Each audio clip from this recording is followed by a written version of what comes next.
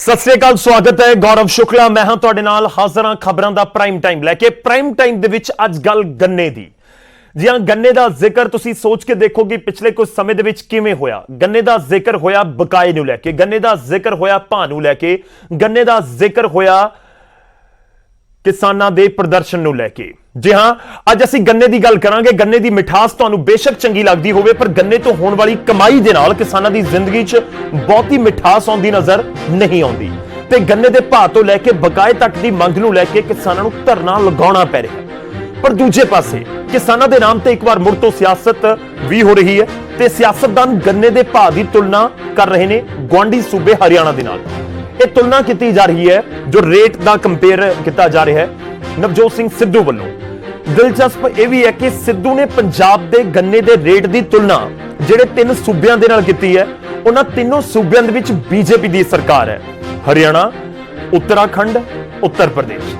सिद्धू के बयान के मायने बहुत सारे कड्ढे जा सकते हैं ते कड्ढे जा रहे हैं, पर असल मुद्दा तो यह भी है कि खेती प्रधान सूबा पंजाब गन्ने का भाव बाकी सूबਿਆਂ ਤੋਂ ਇੱਥੇ घट क्यों दे रहा है ਤੇ ਕੀ महंगाई के इस दौर ਤੇ ਚੋਣਾਂ ਦੇ मौसम ਦੇ ਵਿੱਚ 400 रुपए वाली मंग जो है किसानों की वो पूरी हो जाएगी कि 400 रुपए गन्ने का भाव हो जाना चाहिए।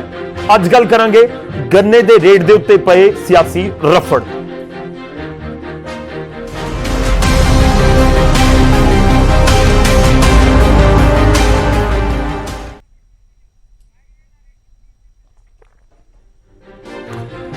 तो शुरुआत करते हैं इस समय की एक बड़ी खबर के नाल। प्राइम टाइम में जिस मुद्दे के उत्ते गलबात कर रहे हैं उस मुद्दे को लैके तुहानूं दस दईए कि मुख्यमंत्री ते गन्ना किसानों की मीटिंग इस दे नाल ही जुड़ी हुई इस समय की बड़ी खबर है। तो तुहानूं दस दईए कि इस मीटिंग के विच बहुत सारियां उम्मीदां जिवें असीं पहलां ही जिक्र कर रहे सी। तो तुहानूं दस दईए कि मंगलवार नूं गन्ना किसानों की हुण मुख्यमंत्री दे नाल मीटिंग होवेगी। मुख्यमंत्री कैप्टन अमरिंदर सिंह दे नाल गन्ना किसान मुलाकात करनगे। दरअसल मुद्दा की है तुहानूं मंगां अगे ग्राफिक्स के जरिए भी दिखाते रहांगे, पर तुहानूं दस दईए कि ਜਿਹੜੀਆਂ मोटी तौर पर किसानों की मंग है उस दे विच है कि एक तो 200 करोड़ के करीब बकाया है वो फौरी तौर पर रिलीज किया जाए गन्ना किसानों का, तो इस दे नाल ही 400 रुपए भाव किया जाए गन्ने का। इस दौर के महंगाई के दौर के 400 रुपए पर क्विंटल होना चाहिए रेट, ये गन्ना किसान मंग कर रहे हैं। तो तुहानूं दस दईए क्योंकि ਵੱਖ-ਵੱਖ ਥਾਵਾਂ ਦੇ ਉੱਤੇ ਧਰਨੇ ਪ੍ਰਦਰਸ਼ਨ ਕਿਸਾਨਾਂ ਦੇ ਵੱਲੋਂ ਕੀਤੇ ਗਏ। ਸਰਕਾਰ ਦੇ ਨਾਲ ਗੱਲਬਾਤ ਦਾ ਦੌਰ ਲਗਾਤਾਰ ਜਾਰੀ ਹੈ। ਇਸ ਵਿਚਾਲੇ ਨਵਜੋਤ ਸਿੰਘ ਸਿੱਧੂ ਦੇ ਟਵੀਟ ਵੀ ਸਭ ਨੇ ਦੇਖੇ ਨੇ, ਅਸੀਂ ਉਸ ਦਾ ਵੀ ਅੱਜ ਜ਼ਿਕਰ ਕਰਾਂਗੇ। ਪਰ ਮੰਗਲਵਾਰ ਨੂੰ ਗੰਨਾ ਕਿਸਾਨਾਂ ਦੇ ਨਾਲ ਮੁਲਾਕਾਤ ਹੋਣ ਜਾ ਰਹੀ ਹੈ। ਮੰਗਲਵਾਰ ਦੁਪਹਿਰੇ 3 ਵਜੇ ਕਿਸਾਨਾਂ ਦੇ ਨਾਲ ਮੁੱਖ ਮੰਤਰੀ ਕੈਪਟਨ ਅਮਰਿੰਦਰ ਸਿੰਘ ਗੱਲਬਾਤ ਕਰਨਗੇ ਤੇ ਇਸ ਮੁਲਾਕਾਤ ਦੇ ਵਿੱਚ उम्मीद जताई जा सकती है कि पूरा हल निकले, पर हल की होएगा इस दे उत्ते भी सब दी नजर है कि बाकी 400 रुपए रेट कर दिता जाएगा कि बाकी सरकार उस रेट तक पहुंचा सकती है, कर सकती है गन्ने का भाव, क्योंकि मौजूदा समय के करीब 350 रुपए गन्ने का भाव है। गुआंढी सूबे असीं हरियाणा का जिक्र करते हैं 20 तो 25 रुपए प्रति क्विंटल महंगा है गन्ना हरियाणा के विच, यानी उत्थे भाव ज्यादा है। इस नूं लैके भी सवाल ने ते हुण मुख मंत्री दे नाल गन्ना किसानां दी मीटिंग होण जा रही है मंगलवार नूं, जिस दे विच उम्मीद जताई जा सकती है। मुलाकात पहला भी हुई ने पर गल सिरे नहीं लग सकी, तो हुण उम्मीद यही की जा रही है कि इस मुलाकात दे विच गल सिरे लग सकती है।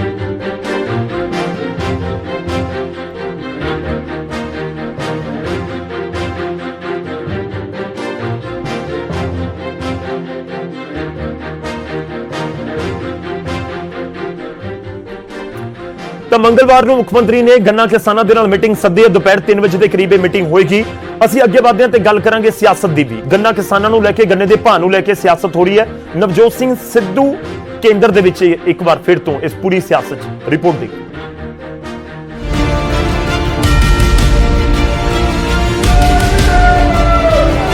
गन्ना किसान एक पासे तां सरकार नूं घेरी बैठे ने, दूजे पासे पंजाब कांग्रेस के प्रधान नवजोत सिद्धू के ट्वीट ने इस मुद्दे नूं होर पखा दिता है।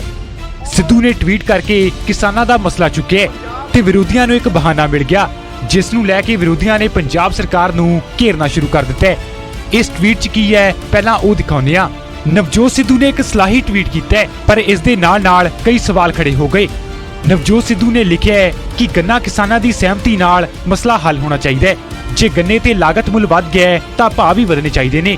उन्हां कहा कि साडे भाव हरियाणा, यूपी ते उत्तराखंड तो घट ने, पंजाब च भी बेहतर भाव होने चाहिए ने। सिद्धू का यह ट्वीट इस मौके ते आया है जदों पंजाब सरकार किसानां नाल गल करके हल लभ रही है। ਇਸ ਲਈ ਪਾਰਟੀ ਸਿੱਧੂ ਦੇ ਟਵੀਟ ਦੇ ਜਵਾਬ ਦੇਣ ਦੀ ਥਾਂ ਕਿਸਾਨਾਂ ਨੂੰ ਮਨਾਉਣ ਬਾਰੇ ਜ਼ਿਆਦਾ ਸੋਚ ਰਹੀ ਹੈ। कांग्रेस पार्टी को भी वही चिंता है जो नवजोत सिंह सिद्धू ने चिंता जाहिर की है। जो हमारे विशेषज्ञ हैं उनके साथ मीटिंग हो रही है और जल्दी इसका हल निकाल लिया जाएगा और मुझे लगता है कि किसान और सरकार दोनों सहमति के साथ एक अच्छा जो है वो फैसला जल्दी सामने आएगा। ਗੰਨੇ ਨੂੰ ਲੈ ਕੇ ਚੱਲ ਰਹੇ ਵਿਵਾਦ 'ਚ ਦਿਲਚਸਪ ਗੱਲ ਇਹ ਹੈ ਕਿ ਸਿੱਧੂ ਨੇ ਜਿਹੜੇ 3 ਸੂਬਿਆਂ ਦੀ ਉਦਾਹਰਨ ਦੇ ਕੇ ਪੰਜਾਬ ਨੂੰ ਕੋਸਿਆ ਹੈ, ਉਹਨਾਂ 3 ਸੂਬਿਆਂ 'ਚ ਭਾਜਪਾ ਤੇ ਭਾਜਪਾ ਸਹਿਯੋਗੀਆਂ ਦੀ ਸਰਕਾਰ ਹੈ। ਇਸ ਲਈ ਆਪਣੇ ਸਹਿਯੋਗੀ ਚਾਹੇ ਸਿੱਧੂ ਦੀ ਗੱਲ ਨੂੰ ਦਬਾ ਰਹੇ ਨੇ, ਪਰ ਹਰਿਆਣਾ डिप्टी सीएम ने कांग्रेस ਨੂੰ ਕਰੜੇ ਹੱਥੀਂ ਲਿਆ। पंजाब ने तो इस पे राजनीति करी और आज उसका असर है कि पंजाब के अंदर भी विद इन कांग्रेस भी इसका विरोध शुरू हो चुका। और जिस तरीके से पंजाब के कांग्रेस अध्यक्ष का बयान आया, ये अपने आप में दर्शाता है कि कांग्रेस की जो नीति थी और जो नीयत थी उसका पर्दा साफ हो चुका है। ਸਿੱਧੂ ਦੇ ਟਵੀਟ ਨੇ ਇੱਕ ਵਾਰ ਫੇਰ ਤੋਂ ਸਿਆਸਤ ਗਰਮਾ ਦਿੱਤੀ ਹੈ। ਗੰਨਾ ਕਿਸਾਨਾਂ ਦਾ ਮਸਲਾ ਕੀ ਹੱਲ ਹੋਵੇਗਾ ਇਹ ਤਾਂ ਕੁਝ ਕਹਿ ਨਹੀਂ ਸਕਦੇ, ਪਰ ਇਸ ਮਸਲੇ ਤੇ ਵੀ ਸ਼ਬਦੀ ਜੰਗ ਸ਼ੁਰੂ ਹੋ ਗਈ ਹੈ। ਅੰਮ੍ਰਿਤਸਰ ਤੋਂ ਰਾਜੀਵ ਸ਼ਰਮਾ ਤੇ ਚੰਡੀਗੜ੍ਹ ਤੋਂ ਅੰਕਿਤ ਦੁਦਾਨੀ ਦੀ ਰਿਪੋਰਟ, ਨਿਊਜ਼ 18। ਇਸ ਮੁੱਦੇ ਉੱਤੇ ਹੀ ਗੱਲਬਾਤ ਕਰਾਂਗੇ ਕਿਉਂਕਿ ਮੰਗਲਵਾਰ ਨੂੰ ਮੀਟਿੰਗ ਹੋਣ ਜਾ ਰਹੀ ਹੈ, ਉਸ ਦੇ ਉੱਤੇ ਵੀ ਸਭ ਦੀਆਂ ਨਜ਼ਰਾਂ ਹੋਣਗੀਆਂ। ਸ਼ੁਰੂਆਤ ਕਰਦੇ ਹਾਂ, ਸਭ ਤੋਂ ਪਹਿਲਾਂ ਤੁਹਾਡਾ ਤਾਰਫ ਕਰਵਾਉਂਦੇ ਹਾਂ। ਅੱਜ ਸਾਡੇ ਨਾਲ ਜਿਹੜੇ ਮਹਿਮਾਨ ਜੁੜ ਰਹੇ ਨੇ, ਸਾਡੇ ਨਾਲ ਕਾਂਗਰਸ ਦੇ ਵਿਧਾਇਕ ਤੇ ਸੀਨੀਅਰ ਲੀਡਰ ਬਲਵਿੰਦਰ ਸਿੰਘ ਲਾਡੀ ਜੀ ਜੁੜ ਰਹੇ ਨੇ। ਬਹੁਤ ਬਹੁਤ ਸਵਾਗਤ ਹੈ ਸਰ ਤੁਹਾਡਾ। ਸਾਡੇ ਨਾਲ ਥੋੜੀ ਦੇਰ ਦੇ ਵਿੱਚ ਗੁਰਪ੍ਰਤਾਪ ਸਿੰਘ ਵਡਾਲਾ ਜੀ ਜੁੜਨਗੇ, ਸ਼੍ਰੋਮਣੀ ਅਕਾਲੀ ਦਲ ਦੇ ਵਿਧਾਇਕ ਨੇ।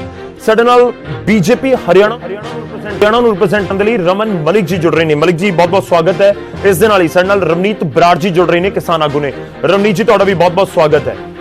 ਆਪਾਂ ਸ਼ੁਰੂਆਤ ਕਰਦੇ ਹਾਂ ਸਭ ਤੋਂ ਪਹਿਲਾਂ, ਕਿਉਂਕਿ ਜਿਹੜੀ ਮੀਟਿੰਗ ਨਜ਼ਰ ਹੋਏਗੀ, ਸ਼ੁਰੂਆਤ ਬਲਵਿੰਦਰ ਲਾਡੀ ਜੀ ਤੁਹਾਡੇ ਤੋਂ ਹੀ। ਪਹਿਲਾ ਸਵਾਲ ਇਹੀ ਕਿ ਸਰਕਾਰ ਕਰਨ ਜਾ ਰਹੀ ਹੈ 400 ਰੁਪਏ ਰੇਟ, ਕਿ ਸਰਕਾਰ ਹਰਿਆਣਾ ਨੂੰ ਪਿੱਛੇ ਛੱਡਣ ਜਾ ਰਹੀ ਹੈ। ਦੇਖੋ ਤੁਹਾਡੀ ਪਾਰਟੀ ਦੀ ਪੰਜਾਬ ਇਕਾਈ ਦੇ ਪ੍ਰਧਾਨ ਸਿੱਧੂ ਸਵਾਲ ਚੁੱਕ ਰਹੇ ਨੇ, ਗਵਾਂਢੀ ਸੂਬੇ ਵਾਲੇ ਬਹੁਤ ਵਧੀਆ ਕਰ ਰਹੇ ਆ, ਆਪਾਂ ਵੀ ਕਰੀਏ। ਸ਼ੁਕਲਾ ਸਾਹਿਬ, ਇਹ ਜਿਹੜਾ ਕਿਸਾਨਾਂ ਦਾ ਮਸਲਾ ਹੈ, ਜੋ ਕਿਸਾਨ ਅੱਜ ਮੰਗ ਕਰ ਰਹੇ ਨੇ, ਬਿਲਕੁਲ ਜਾਇਜ਼ ਹੈ।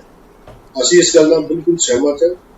ਬਟ ਜਿੱਥੋਂ ਤੱਕ ਰੇਟ ਦੀ ਗੱਲ ਹੈ, ਰੇਟ ਮੁੱਖ ਮੰਤਰੀ ਸਾਹਿਬ ਕੈਪਟਨ ਅਮਰਿੰਦਰ ਸਿੰਘ ਜੀ ਪਹਿਲਾਂ ਇਹਨਾਂ ਨੂੰ ਚੰਗੀ ਤਰ੍ਹਾਂ ਕਿਸਾਨਾਂ ਦੀਆਂ ਭਾਵਨਾ ਨੂੰ ਸਮਝ ਰਹੇ ਨੇ। ਸੋ ਅੱਜ ਜਿਹੜੀ ਮੀਟਿੰਗ ਚੱਲ ਰਹੀ ਹੈ, ਮੈਨੂੰ ਲੱਗਦਾ ਹੈ ਕਿ ਕੋਈ ਨਾ ਕੋਈ ਅੱਜ ਸਿੱਟਾ ਵਧੀਆ ਨਿਕਲੇਗਾ, ਜਿੱਦਾਂ ਸਾਡਾ ਕਿਸਾਨ ਆ ਉਹ ਖੁਸ਼ਹਾਲ ਹੋਣ ਵਾਸਤੇ ਅਸੀਂ ਪੂਰੇ ਯਤਨ ਕਰ ਰਹੇ ਹਾਂ। ਠੀਕ ਨਹੀਂ ਲਾਡੀ, ਮੀਟਿੰਗ ਤਾਂ ਮੰਗਲਵਾਰ ਤੇ ਚਲੀਗੀ, ਮੰਗਲਵਾਰ ਦੁਪਹਿਰੇ 3 ਵਜੇ, ਯਾਨੀ ਕੱਲ ਦੁਪਹਿਰੇ 3 ਵਜੇ ਮੀਟਿੰਗ ਦੇ ਨਾਲ ਹੋਏਗੀ। ਦੇਖੋ ਅਸੀਂ ਸਾਰੇ ਇਸ ਗੱਲ ਨੂੰ ਬੜੇ ਚਿੰਤਤ ਹਾਂ, ਕਿਉਂਕਿ ਮੁੱਖ ਮੰਤਰੀ ਸਾਹਿਬ ਵੀ ਚਿੰਤਤ ਨੇ ਕਿ ਜੋ ਕਿਸਾਨਾਂ ਦਾ ਪਿਛਲੇ 10 ਸਾਲਾਂ 'ਚ ਕਿਸਾਨਾਂ ਦਾ ਨੁਕਸਾਨ ਹੋਇਆ ਜਾਂ ਜੋ ਕੇਂਦਰ ਸਰਕਾਰ ਨੇ ਨੁਕਸਾਨ ਕੀਤਾ, ਦੇਖੋ ਕਿਸਾਨ ਨੂੰ ਰਾਹਤ ਚਾਹੀਦੀ ਹੈ। ਉਹ ਪੰਜਾਬ ਸਰਕਾਰ ਵਚਨਬੱਧ ਹੈ, ਕਿਉਂਕਿ ਅਸੀਂ ਅੱਜ 9 ਫਸਲਾਂ ਚੁੱਕੀਆਂ ਨੇ, 10ਵੀਂ ਚੁੱਕਣੀ ਹੈ ਹੁਣ ਹੋਰ ਮਹੀਨੇ ਨੂੰ। 10 ਫਸਲਾਂ ਦਾ ਇੱਕ ਰਿਕਾਰਡ ਹੋਏਗਾ ਜਿਹੜੇ ਪਿਛਲੇ 10 ਸਾਲ ਅਕਾਲੀ ਦਲ ਦੀ ਸਰਕਾਰ ਰਹੀ ਸੀ ਔਰ ਕਾਂਗਰਸ ਦੇ ਪਿਛਲੇ 2002 ਤੋਂ ਲੈ ਕੇ 7 ਤੱਕ ਔਰ 17 ਤੋਂ ਲੈ ਕੇ 22 ਤੱਕ ਹਮੇਸ਼ਾ ਕਾਂਗਰਸ ਕਿਸਾਨਾਂ ਦੇ ਨਾਲ ਖੜੀ ਹੈ ਔਰ ਕਿਸਾਨਾਂ ਦੀ ਇੱਕ ਇੱਕ ਦਾਣਾ ਜਿਹੜਾ ਕਣਕ, ਝੋਨਾ ਔਰ ਜਿਹੜੀ ਗੰਨੇ ਦੀ ਪੇਮੈਂਟ, ਜਿੱਦਾਂ ਅੱਜ ਮੀਟਿੰਗ ਚੱਲ ਰਹੀ, ਸੋ ਗੰਨੇ ਦੀਆਂ ਪੇਮੈਂਟਾਂ ਪਿਛਲੀਆਂ 10 ਸਾਲਾਂ ਦੀਆਂ ਰੁਪਈਆਂ ਨੂੰ ਕਾਂਗਰਸ ਨੇ ਹੌਲੀ ਹੌਲੀ ਨੇੜੇ ਲੈ ਕੇ ਆਈ ਹੈ। ਸੋ ਹੁਣ ਵੀ ਅਸੀਂ ਚਾਹਾਂਗੇ ਕਿ ਕਾਂਗਰਸ ਦਾ ਜਿਹੜਾ ਕਿਸਾਨਾਂ ਦਾ ਜਿਹੜਾ ਗੰਨੇ ਦਾ ਰੇਟ ਹੈ ਉਹਨੂੰ ਵੱਧ ਤੋਂ ਵੱਧ ਉਹਨਾਂ ਨੂੰ ਦੇ ਕੇ ਉਹਨਾਂ ਨੂੰ ਵੱਡੀ ਰਾਹਤ ਮਿਲ ਸਕੇ। ਠੀਕ ਹੈ ਲਾਡੀ, ਮੈਂ ਇੱਕ ਹੋਰ ਸਵਾਲ ਤੁਹਾਡੇ ਤੋਂ ਜਾਣਨਾ ਚਾਹੁੰਦਾ, ਉਸ ਤੋਂ ਬਾਅਦ ਮੈਂ ਅੱਗੇ ਬਾਕੀ ਮਹਿਮਾਨਾਂ ਦਾ ਰੁਖ ਕਰਾਂਗਾ। ਨਵਜੋਤ ਸਿੰਘ ਸਿੱਧੂ ਨੂੰ ਲੱਗਦਾ ਹੈ ਕਿ ਜਿਹੜੀ ਹਰਿਆਣਾ ਸਰਕਾਰ ਹੈ ਗੰਨਾ ਕਿਸਾਨਾਂ ਨੂੰ ਲੈ ਕੇ ਉਹਨਾਂ ਦੀ ਬਿਹਤਰ ਕਾਰਗੁਜ਼ਾਰੀ ਹੈ, ਇਹ ਕਾਂਗਰਸ ਦੀ ਸਟੇਟਮੈਂਟ ਮੰਨੀ ਜਾਵੇ। ਹਰਿਆਣਾ 'ਚ ਬੀਜੇਪੀ ਦੀ ਸਰਕਾਰ ਹੈ, ਤੁਹਾਡੇ ਇਕਾਈ ਦੇ ਪ੍ਰਧਾਨ ਕਹਿੰਦੇ ਨੇ ਕਿ ਹਰਿਆਣਾ ਵਾਲਿਆਂ ਦੀ ਕਾਰਗੁਜ਼ਾਰੀ ਵਧੀਆ ਹੈ। ਦੇਖੋ ਗੱਲ ਇਹ ਹੈ ਕਿ ਜੋ ਹਾਲਾਤ ਕੇਂਦਰ ਨੇ ਸਾਡੇ ਕਿਸਾਨਾਂ ਦੇ ਪੂਰੇ ਇੰਡੀਆ ਦੇ ਬਣਾਏ ਨੇ, ਸੋ ਉਹਨਾਂ ਨੂੰ ਹੁਣ ਲੱਗ ਰਿਹਾ ਹੈ ਕਿ ਆਉਣ ਵਾਲੀਆਂ ਜਿਹੜੀਆਂ 5 ਸਟੇਟ ਦੇ ਵਿੱਚ ਇਲੈਕਸ਼ਨ ਹੈ, ਇਹ ਬੀਜੇਪੀ ਬਿਲਕੁਲ ਸਾਫ਼ ਹੋ ਜਾਣੀ ਹੈ। ਸੋ ਉਹ ਇਸ ਕਰਕੇ ਵੀ ਕਿਸਾਨਾਂ ਨੂੰ ਰਾਹਤ ਦੇ ਰਹੇ ਨੇ। ਚੰਗੀ ਗੱਲ ਹੈ, ਇਹ ਗੱਲ ਹੈ ਕਿ ਦੇਰ ਆਏ ਦੁਰੁਸਤ ਹੈ, ਚੰਗੀ ਗੱਲ ਹੈ। ਬਟ ਜਿੱਥੋਂ ਤੱਕ ਪੰਜਾਬ ਦੇ ਕਿਸਾਨ ਦੀ ਗੱਲ ਆ, ਅਸੀਂ ਹਮੇਸ਼ਾ ਕਿਸਾਨ ਦੀ ਗੱਲ ਕੀਤੀ ਹੈ, ਕੈਪਟਨ ਅਮਰਿੰਦਰ ਸਿੰਘ ਜੀ ਨੇ ਕਿਸਾਨ ਦੀ ਗੱਲ ਕੀਤੀ ਹੈ, ਕਾਂਗਰਸ ਪਾਰਟੀ ਨੇ ਕਿਸਾਨ ਦੀ ਗੱਲ ਕੀਤੀ ਹੈ। ਅਸੀਂ ਸਮਝਦੇ ਹਾਂ ਕਿ ਅਸੀਂ ਵੀ ਇਹਨਾਂ ਨੂੰ ਵਧੀਆ ਰੇਟ ਦੇਵਾਂਗੇ, ਇਹ ਸਾਡੀ ਵਚਨਬੱਧਤਾ। ठीक है, मैं थोड़े को वापस सुनना है। सरनल रमनीत जी भी जुड़े हुए ने, रमन मलिक जी भी जुड़े हुए ने। मलिक साहब, मैं पहले आपके पास आ रहा हूं। देखिए, आप जो मर्जी कहते रहिए, लेकिन पंजाब की कांग्रेस के जो इस समय हमारे साथ नुमाइंदे हैं, उनका जिक्र यही है कि पंजाब सरकार बेहतर कर रही है। आपकी आवाज थोड़ी कट रही है गौरव जी। जी सर, मेरी आवाज अब आ रही है? जी सर, आपकी स्टेटमेंट चाहेंगे। कांग्रेस के जो प्रवक्ता हमारे साथ हैं, विधायक हैं, वरिष्ठ नेता हैं, वो ये दावा कर रहे हैं कि पंजाब में बेहतर है स्थिति। देखिए, पंजाब में, राजस्थान में, सब में बेहतर है स्थिति, क्यों नहीं है? बहुत बेहतर है। मैं आपको एक छोटा सा आकलन देता हूं कि हरियाणा के अंदर जितना गन्ना उत्पादन होता है, जितनी भूमि पे गन्ना लग रहा है, वो पंजाब से ज्यादा है। हालांकि पंजाब एक बड़ी स्टेट है, हरियाणा से बड़ी स्टेट है। अब आप ये अंदाजा लगाइए कि जो कमी हरियाणा और पंजाब के भाव में है, उसके कारण पिछले 2 सीजन में, जब से ये समझ लीजिए 2020 और 2021 का ये जो सीजन है, इसमें अंदाजन 400 करोड़ रुपए के करीब का एक नुकसान पंजाब के किसानों का हुआ है हर सीजन में। तो मैं ये पूछना चाहूंगा और साथ में आपके समक्ष ये बात रखना चाहता हूं कि वो जो नेता, चाहे दर्शन पाल थे, रज्जोवाल हैं, दूसरे हैं, जो इनके पिट्ठू जितने बिठाए हुए थे, ये सारे के सारे जो हैं, पंजाब पे कभी कुछ नहीं बोले कि ये जो 400 करोड़ रुपए का नुकसान किसानों का हुआ, उसके लिए तो कभी नहीं बैठे। अब दूसरी बात मैं आपको गौरव जी एक और आकलन बताता हूं। राजस्थान और पंजाब का मिला के लगभग 1 करोड़ एकड़ में बाजरा उगता है। हरियाणा के अंदर 2150 रुपए का भाव हम खरीदते हैं, 84 लाख टन खरीदा। अगर मैं 10 टन की एवरेज पकड़ के चलूं और 1000 रुपए का फर्क पकड़ के चलता हूं, तो खुद सोचिए कि क्या नुकसान हुआ है किसानों का पंजाब और राजस्थान में। लेकिन ये दर्शन पाल, ये रज्जोवाल, ये चरूनी, ये राकेश बालियान, जितने इन्होंने खड़े करे थे ना, सारे चुप हैं। तो ये नुकसान तो उनको दिखता नहीं है जी। लेकिन अब आप बात करें पंजाब के खुद की, तो मैं आपको एक और चीज बता दूं कि पंजाब के अंदर जो चीज हो रही है, वो सिर्फ खेती में प्रॉब्लम नहीं है साहब। आपको कुछ दिन पहले सिद्धू साहब के 2 जो सिपे सालार हैं, उन्होंने जम्मू और कश्मीर के ऊपर क्या बयान दिए वो भी याद है ना। तो ये जो सारी एक स्कीम है ना, ये स्कीम वही स्कीम है जो 80 के दशक में कांग्रेस ने एक बारी खेली थी और जिसके बाद पंजाब रोया था। आज मैं आपके माध्यम से ये पूछना चाह रहा हूं, मलिक साहब, ये जो कहानी गढ़ी जा रही है, ये क्या है? ठीक है, मैं आपके पास वापस आता हूं। एक तो हम डीरेल ना करें मुद्दे को, मुद्दे के ऊपर रहे तो ज्यादा बेहतर होगा। रमनीत बराड़ जी साडे नाल ने। बराड़ साहब, इस समय गन्ना किसानां दी मंगां सब दे सामने ने, समझाओ जरा कि किवें मौजूदा स्थिति लग रही है, क्योंकि एक पासे हरियाणा दे नाल कंपेयर भी किया जा रहा है, दूजे पासे सरकार दे नाल मीटिंगां भी हो रही ने।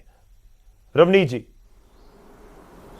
गौरव जी, दसना चाहूंगा सरकार नाल अज साडी दूसरी मीटिंग है जी। कल पहली सीगी, वो बेसिट्टा रही, क्योंकि ਜਿਹੜੇ ਗਵਰਨਮੈਂਟ ਦੇ ਆਫੀਸ਼ੀਅਲ ਸੀ ਉਹ ਹੋਮਵਰਕ ਨਹੀਂ ਕਰਕੇ ਆਏ ਸੀ।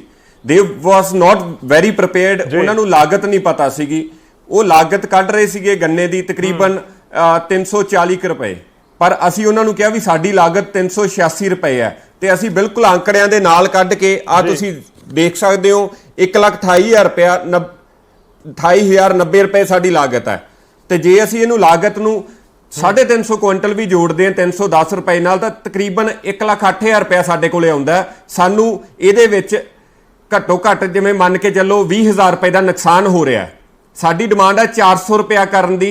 ਜੇ 400 ਆਪਾਂ 350 ਕੁਇੰਟਲ ਨਾਲ ਜੋੜਦੇ ਆ ਤਾਂ ਤਕਰੀਬਨ 1,40,000 ਰੁਪਇਆ ਆਊਗਾ ਕਿਸਾਨ ਨੂੰ, ਕਿਉਂ 11-12,000 ਰੁਪਇਆ ਪ੍ਰੋਫਿਟ ਕਿੱਲੇ ਦਾ ਆਊਗਾ। ਤਾਂ ਇਹੀ ਸਾਡੀ ਡਿਮਾਂਡ ਹੈ।